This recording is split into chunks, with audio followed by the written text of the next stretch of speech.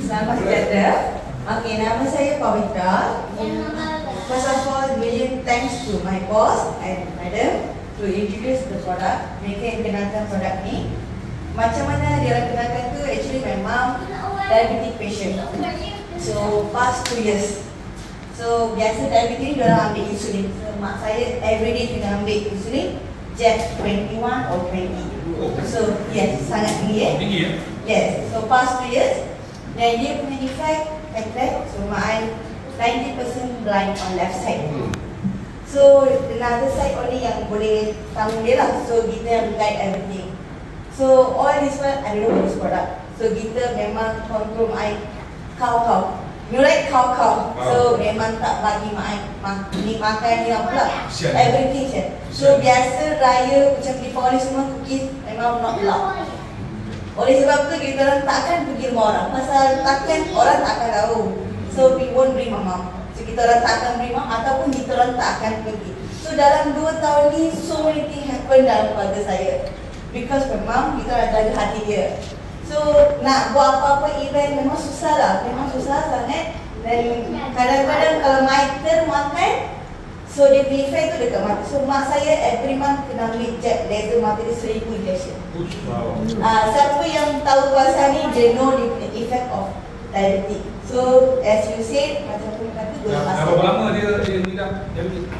2 years. 2 years. So kita lately je last umur umurnya 63. 63. Yeah. So lately je kita orang tahu. Then but this 1 year we all handle like this. This is a way lah, kita memang jaga cara macam ni lah. Then what happened, I just came for 3 months, I kerja dengan bos saya. Then I dah tahu pasal barang ni. Coincidentally my mom before 10 days my mom fell down dekat rumah saya. Then I was so panic.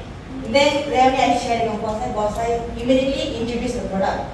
Your mom's gula. So my boss say your mom's diabetic, why you never inform me? Then saya pun sebab mama jatuh baru saya bagi tahu. Then immediately boss say you get this one first, I give your mom. You bagi dekat mama, then you baru bagi tahu. Then masa hospital, memang hospital not allowed. So masa tu reading mak saya dah lepas jab 14 lebih. Lepas jab. So doktor kata maybe panic pain. Okay, after 3 days, lepas 3 hari mak saya discharge. Then saya bagi gula oat, the small cap.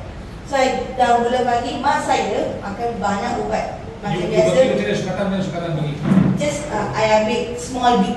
Dalam mak saya makan ubat pressure, diabetic, mata, kidney, everything.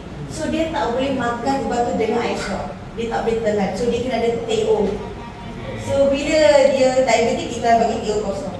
Bila saya bawa gula ni, saya first bagi, she was so happy. Pasal dia telan the medicine very fast. So that's thank you boss, thank you madam. So I thought, my mom so happy. Dia, biasa nak suruh makan betul mami setengah jam. Satu dia telan. So that's the first. Then my sister asked, mama dah makan so fast? Baru saya kata yes, my madam give. Then my sister as usual check, research, Google, everything normal. Then we all taste. Then saya pun semua ni saya pun nak taste lah. Saya pun taste. Okay, not bad. So, saya bawa taste. Bila mak ayah adik saya semua, saya pun rasa it's actually same macam gula pasir. Saya pun fikir, macam mana? Just a bit macam secubit. Tapi boleh manis sama macam gula pasir. Siapa yang rasa dia tahu lah. Saya dah rasa. Saya pun okey. Yang sebelum ni mak saya everyday sekali saja dibenarkan. Itu orang benarkan. Sekarang mama I 3 kali beli video. Then and the good things and the final result, mama I punya sugar sekarang 5 point something. So this is that happen by these 10 days. So as a daughter, sebagai anak, saya rasa gembira bila mak saya first thing she can enjoy. Pasal dia suka tengok. Biasa orang dah tua-tua dulu yang dia orang tengok lah, pergi kerja semua dah satu botol mak saya dah biasa. So bila kita control, she properly down. And saya pula buat cookies. I am a part-time baker.